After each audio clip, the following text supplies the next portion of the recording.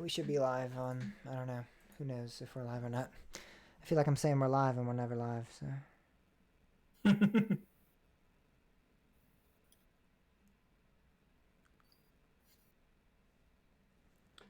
Yeah, it looks like we're live. I don't know why it's working now.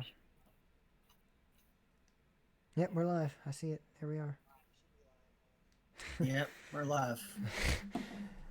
Now it works. That's great. I told you that would happen.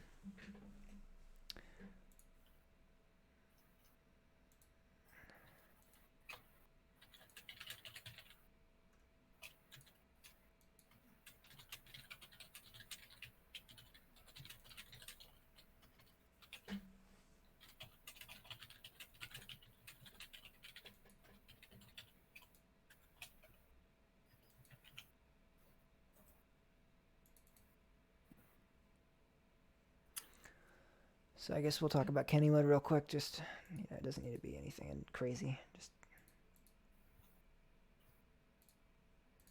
Then we'll do the break run.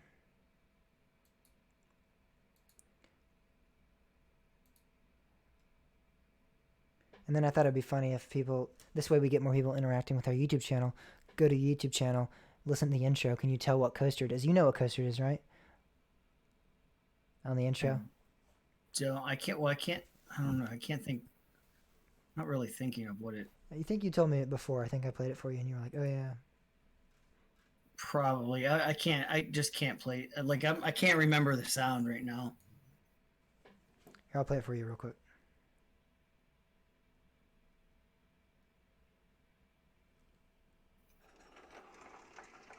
Don't say it, but just tell me if you know what it is.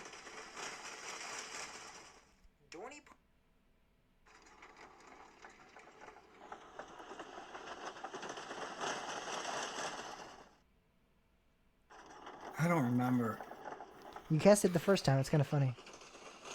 Yeah, I know.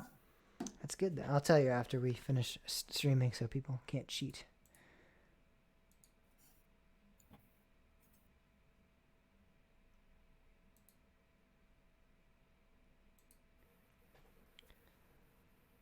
Hello, everybody.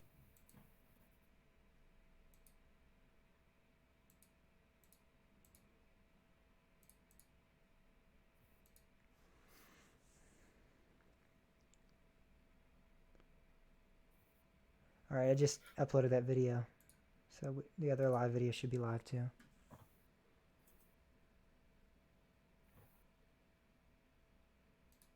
And for some reason, the thumbnail is not what I want.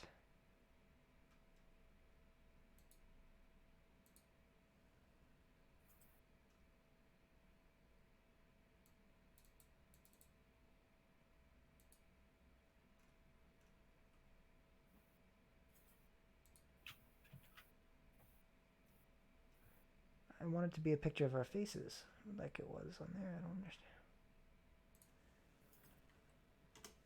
I'll just make it the live thing.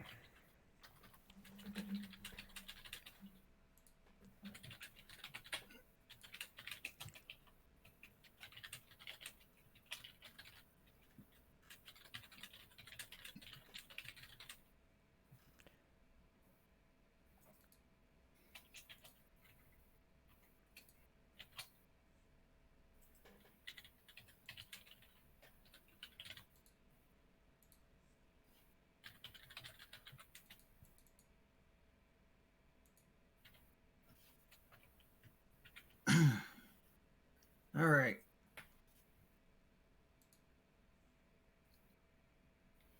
So are we getting ready to go here? Yep. We'll just talk about Kennywood. I don't know the history too much, actually. Now that I think about it, I never really read up on it. So, do you know the history of Kennywood a little bit? A little bit. Okay, I sent that link to you. So, it was a trolley park. Yeah, I know that. It was the. They had rowboats, athletic competitions, pony rides, and a dance hall.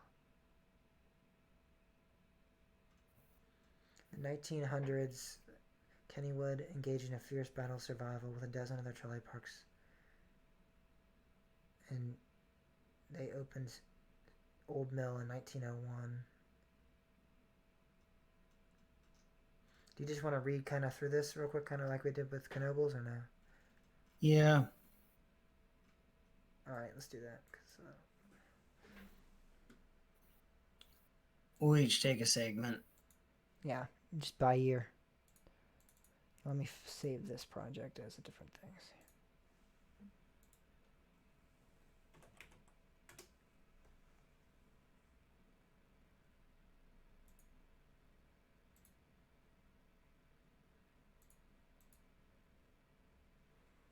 All right, you ready? Yep. So we're starting from the top, and then we'll just go into park preview. All right. Hello, everybody, and welcome to Coaster Talk, your source for everything roller coasters. My name is James Barber. And I'm Bob Mertz. And this is episode number 68 of Coaster Talk Podcast. It is the week of April 13th, 2020. And we have a lot of fun things planned for this episode of Coaster Talk Podcast. We have a game show we're going to be doing later called Name That Coaster. We're going to be talking about Kennywood Park. And then we also have a cool break run topic to discuss. See how many of you guys are staying up with the coaster content out there right now. Let's start off the show like normal, like we've been doing since this coronavirus kind of started, and started off with highlighting a park each week that we've deemed worthy. And this week we're talking about Kennywood in the segment we call Park Preview. That's pretty good, I guess. Yep. Good enough for government work. All right.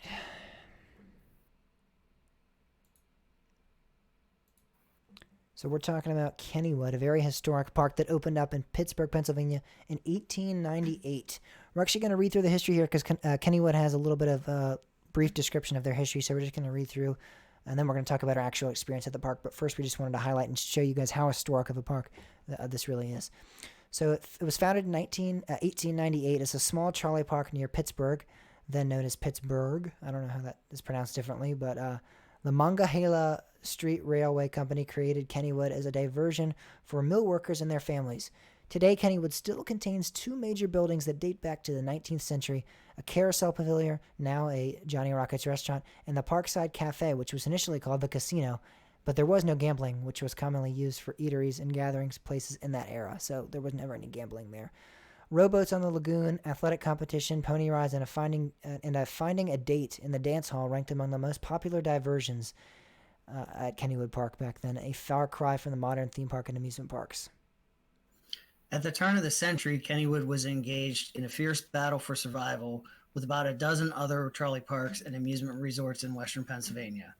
The Pittsburgh, which the H was restored to the city's name in 1910, Street Railway Company wanted to get out of the amusement park business in 1902, so it subleased the park to several different operators until 1906, when it found two businessmen, A.S. McSwiggan and F.W. Henninger, whose families would run Kennywood for the next century.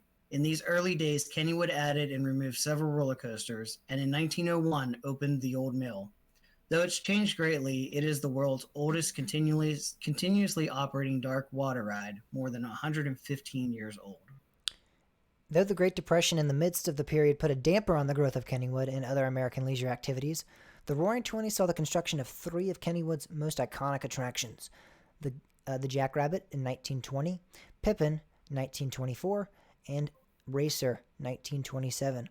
All three have been named landmark rides by the American coaster enthusiasts. Kennywood also received a swimming pool in 1925 that was one of the largest in the world at its time. The dance hall and swing bands remained incredibly popular, and Kennywood introduced three attractions that are now nearly impossible to find elsewhere: the Tumble Bug, now the Turtle, Auto Race, and the icon walk-through funhouse, Noah's Ark. Thanks to the post-war baby boom, school picnics grew by leaps and bounds in the 1950s. The park added many new rides, including the Hurricane, Looper, Rotor, the Wild Mouse, and the Octopus. The Rotor was the first ride imported from Europe. The 60s and 70s brought competition from Disneyland and other national theme parks. Kennywood stepped up to the plate by adding signature rides like the Thunderbolt roller coaster, which was dubbed King of Coasters by the New York Times in 1974, and in 1975, the Log Jammer, the park's first $1 million ride. Later that summer, the Ghost Ship, a dark ride operating out of the former dance hall, burned to the ground. Despite firefighters battling the blaze that destroyed or damaged several other rides and buildings, the park continued operations. While Kennywood moved in the future in this era by adding its first steel roller coaster, highlighted by Steel Phantom, converted into Phantom's Revenge in 2001, the park cemented its legacy by being named a National Historic Landmark in 1987. Kennywood is one of the only two amusement parks to be honored with that highest level historic designation offered in the United States. The expansion of Lost Kennywood in 1995 added a themed area you'd only find in Kennywood, presenting rides and architecture of days gone by. In the new millennium, the local families that had operated the park for more than 100 years sold Kennywood and its sister park, which are now ran by one of the world's largest leisure park operators. And I like how they leave out the name of that leisure park operator. Isn't that kind of funny? Yeah, I was reading that. So we all that know is Parkways Rihanna which does. is it, Palace or Parkways? But yes, so that's Kennywood's history in a nutshell. It's a very historic park, as you can tell. And man, I love this park a lot. It has a charm unlike any other. It reminds me somewhat of Knoebels in that sense of it has that small, traditional amusement park feel, and that's why I think a lot of people have been upset with like Steel Curtain kind of, because it kind of shows that they're moving into like a more modern age and they're not really sticking to their traditional roots, and they're kind of bringing in some corporate identity here, which I guess they kind of did early 2000s with Garfield and all that as well. But it seems that it's becoming a lot larger now with Steelers Country. But it's strange that Kennywood it's kind of strange to see them moving into this new, larger corporate area with the Steelers. Kennywood's an interesting. I mean, I grew up outside of Pittsburgh. Really, Idlewild was probably my home park, if you want to call it that, as a kid. And I think that I'm pretty sure that roller coaster at Idlewild was my first roller coaster. I can't confirm that, but I have so many memories of Kennywood as a kid.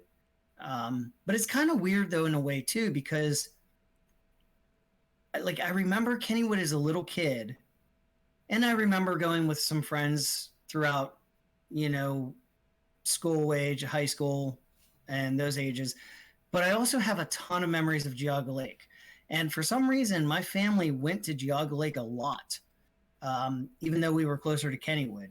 And, each park has these different feelings associated with them. Kennywood, I remember being deathly afraid of roller coasters at the time. I was probably, I don't know, maybe 5 or 6 years old. I really don't know when, but I remember being really, really scared. And I remember this one day, all day, just my parents just bugging me. You got to ride a roller coaster. You'll love it. You got to ride it.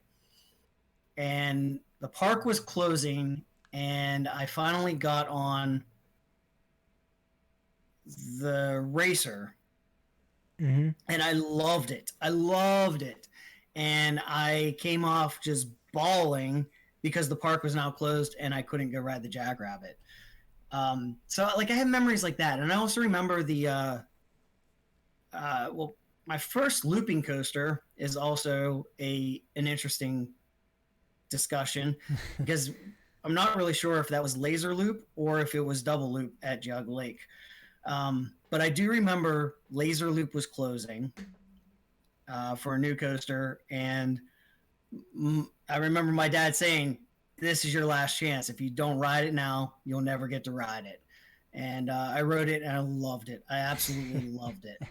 It was just such a great experience, and I'm glad I did because hey, that's another credit that I have that many people don't have. Now it's in the long run, it was really worth it.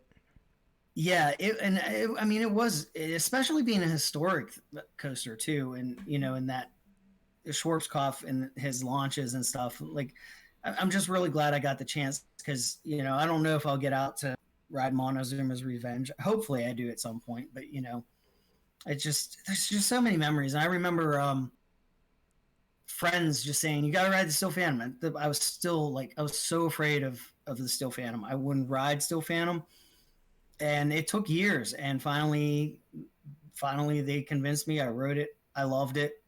Then grew to hate it after my head kept bouncing repeatedly. I remember we were there with my entire family, my grandparents, aunts, uncles, everybody. And I remember that you might, anybody that remembers Still Phantom, you might remember that there were signs that said remove earrings and hearing aids. Interesting. When my grandfather rode that ride, those signs weren't there. Well, at least not the hearing aid part. We're not sure if it was my grandfather's fault, but he did lose his hearing aid on Steel Phantom. So maybe that's part of the reason why the signs went up. I'm not really sure, but I remember the discussion. I remember everybody telling him, you should take it out. This is really, it's kind of a rough, it bounces your head around. You really should take your hearing aid out. No, it'll be fine. Yep, it wasn't. And I think there's something that's not talked about widely enough with Kennywood is the great Halloween event they have, Phantom Fright Nights. I know you're not a huge Halloween guy. Yeah, I'm not, but I'm not a big Halloween fan, but it is one of the best. And I have actually been there, and I can say just from, not being a huge fan of Halloween events, I can just tell the atmospheres. It's very well done. It's very, very well done. That was one of my first trips to Kennywood. I think it was my very first trip to Kennywood was during Halloween, their Halloween event, Phantom Fright Nights, and I loved it. I fell in love with it. That's what originally got me into theme parks was the Halloween events. I used to go to theme parks and I'd I'd look at the haunted house. I was scared of the haunted houses and I was scared of the roller coasters, but I loved looking at them and observing them. So I would check out I would go to the haunted houses, but then, my mom would try to take me in and I'd be like, no, please don't take me in there. I like to watch people get scared coming out, but I didn't actually want to be in there getting scared. And then I ended up loving it. And then I was like, oh, now I can try roller coasters. And then I tried roller coasters and I loved that. So Halloween events got me into, and very soon thereafter, I went to Kennywood and did Phantom Fright Nights. And that, I loved it. I don't know how great it is now going back. I haven't been in 3 years to Phantom Fright Nights. I'm assuming it's just as great. But yeah, it was a lot of fun. The haunted houses were great. The night rides were spectacular. Getting night rides and then they have the fog, from the haunted houses coming over to Phantom's Revenge and going down the tunnel on Thunderbolt and stuff. It was really cool. So it was spectacular. I really enjoyed my time down there while I was at Phantom Fright Nights. I know they also have a Christmas event, but I know they don't operate the rides or they don't operate the coasters during that. They don't operate the coasters. They do have some rides. Yeah, some rides are operating. And it is a really, really good event. I've heard that. Really good. I've heard that. So anybody in the Pennsylvania area might want to check that out. I don't know if anyone's going to check that out if they're not from PA, but if you're from PA, check it out. And then, they have the summer events. I don't know any, so they might have a food festival or the pierogi festival is a big thing. They might have something like that. There's actually quite a few events that happen there.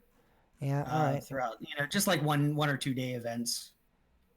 Yeah, so Kennywood overall is a great park. It definitely has that traditional feel to it. I know some people that don't love it, but it's kind of an interesting thing.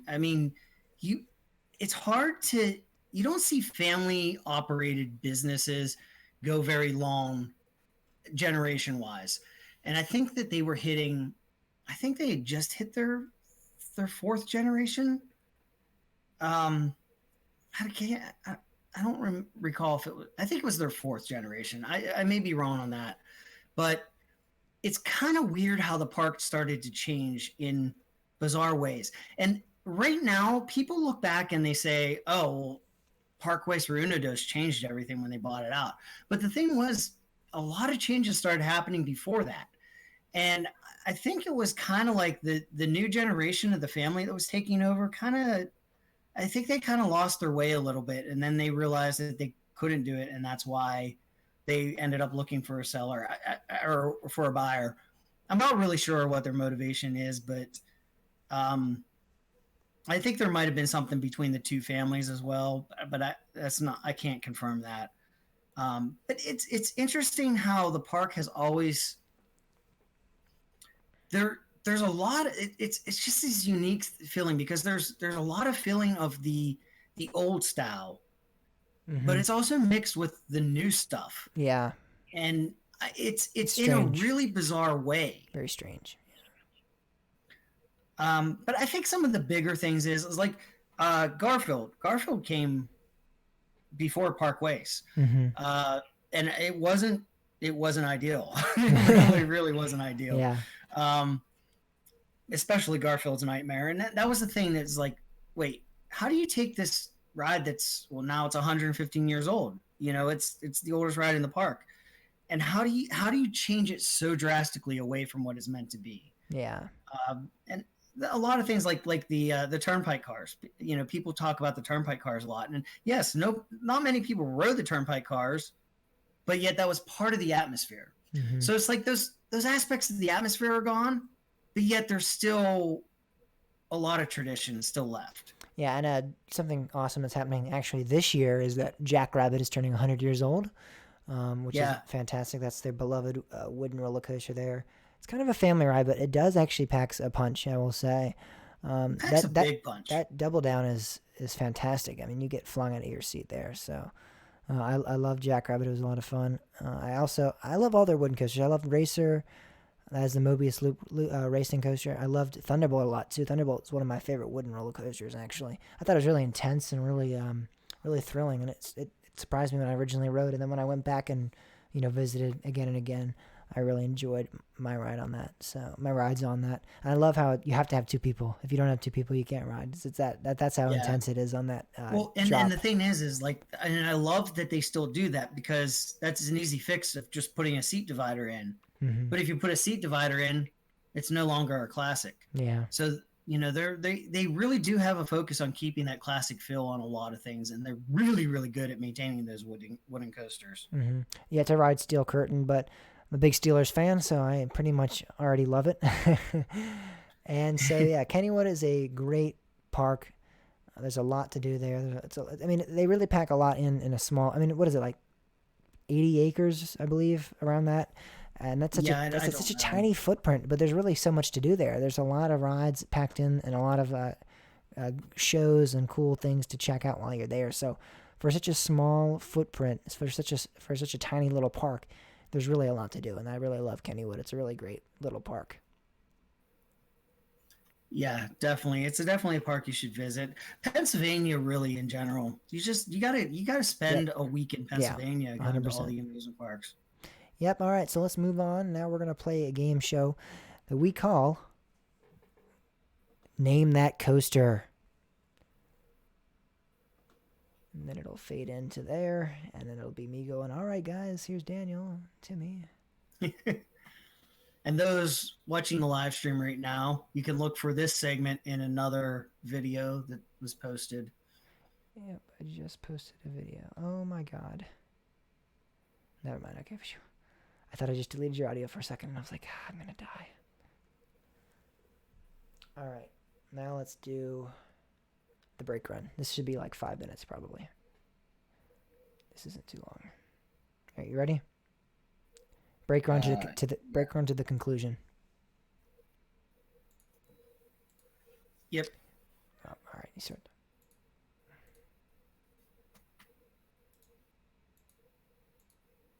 All right, here we go.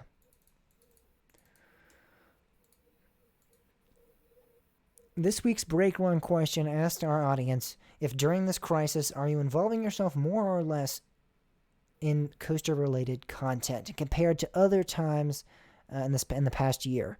So compared to this time last year, are you basically watching more YouTube videos related to coasters, playing more games around coasters, doing anything more coaster related in terms of that aspect? Whether it be maybe you have your own YouTube channel, I don't know, but are you involving yourself in more coaster related content during this time, during this virus? And it was actually a pretty surprising amount of people were in the same amount of. I would think it would either be more or less. I didn't think there'd be a lot of same, since such a drastic change has occurred in our livelihoods. But it seems that some people are, or a lot of people actually are, still watching the same amount of YouTube videos and playing the same amount of games they would have during the normal April season.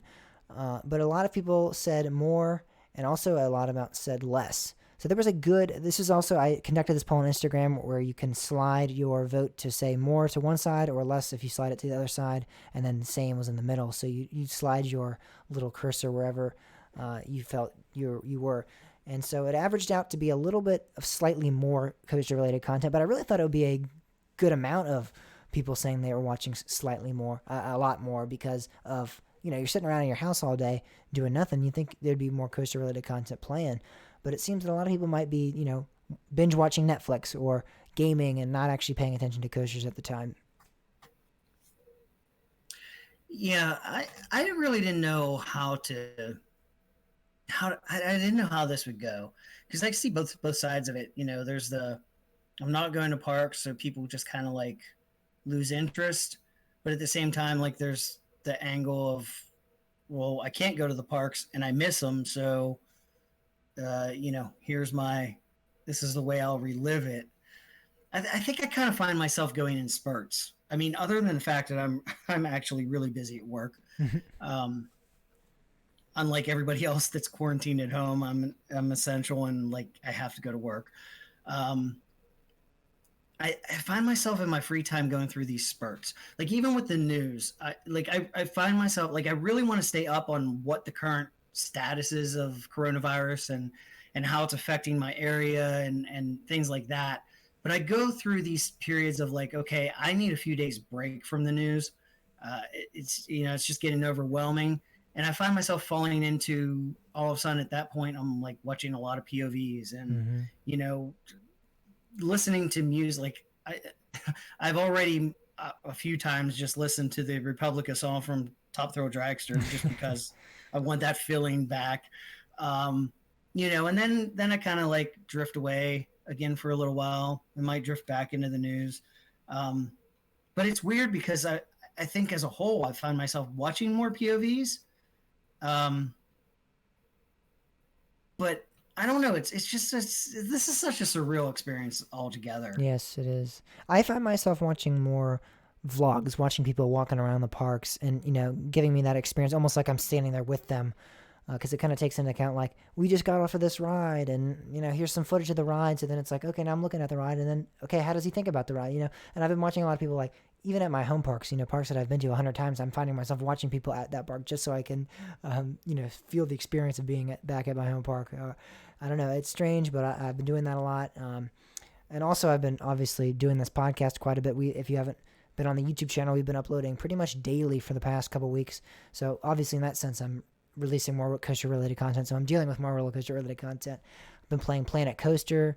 I would say I'm involving myself in about the same, though. I would agree that I'm pretty much the same, because last year this time, I'm still watching coaster videos. I'm still doing my own podcast and my own YouTube channel. So even though I'm watching and I might be playing some more games, Planet Coaster, I've been playing a little bit more than I never actually played Planet Coaster before this year. But other than that, I think I'm pretty much the same in terms of coaster content. So I don't think I'm getting too crazy. But yeah, it was interesting to see a lot of people in the in every category. There was not like a consistent amount of more like I thought there would be. It was a lot more even, and again, it was only slightly more for the more/same amount. It was leaning towards slightly more, just a little bit, and a lot more. I thought it would be all the way over. So it was surprising for me, and that was interesting to hear. But this week we have another weekly poll. And I think a very good one, because this might be a continuous weekly poll, because if no one gets it right, we might have to continue it for the next episode and the next episode until we get someone answering it correctly. So if you go to our YouTube channel, and this is also a little bit of a stunt to get you guys to go check out the YouTube channel, because I know a lot of you might not do that, and I think you should. However, we're also going to play a clip of it right now. So if you just listen to it, you heard our YouTube channel intro. Also go check out the YouTube channel, like I said. But if you want to re-listen to it, go back to the YouTube channel and check it out. Can you tell us what coaster that is playing in our YouTube intro? That's a lot of fun. I'm curious to see how many people can get that right off the bat, or if it's going to come naturally, if it's pretty easy to tell, or if it's going to be difficult. Again, go to our YouTube channel, check it out, listen to it a couple of times if you want. So yes, that is a weekly poll for this week. If you can tell us, you get the pride of being announced on the show. We'll announce your name. We'll let you know. You'll be the Coaster Talk listener of the week. So thank you guys all so much for listening to this episode. It was a lot of fun, Bob. That was totally one of the most fun episodes we've had. We need to do some more game shows. Yes. Yeah. I think maybe we need to get more conversations going on with the four of us. We'll have to look into the technology. Yeah, it was a pretty difficult process to get all four of us on, but we're Yeah. gonna try for it, and we're gonna do some more game shows in the next coming weeks. We're gonna do some live streams on the YouTube channel with all of us, even more than just four. There might be 5 or 6 of us when we're doing that, so that's gonna be a lot of fun. So stay tuned on our social media channels, Twitter at @KosherTalk_pod. You can check out Bob's personal Kosher Talk account at Kosher Talk Bob. Check us out on Facebook at Kosher Talk Pod, Instagram at Kosher Talk Pod. If you want to contact the show with any questions, comments, or just replies that you have with any of the comments we've made on the show or on the YouTube channel, you can do that so on through koshertalkpodcast.com/contact. Or if you just want to email me personally, you can do that through James at koshertalkpodcast.com. Thank you guys all so much for listening to this week's episode of Kosher Talk. A lot of fun, and we'll see you guys all next week.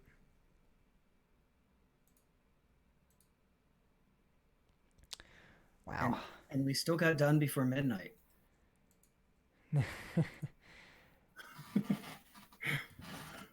Yay.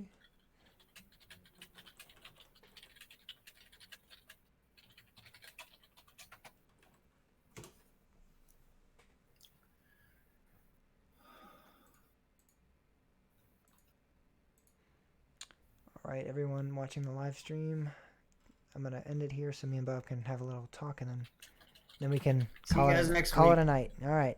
Goodbye, guys. Yeah. See ya.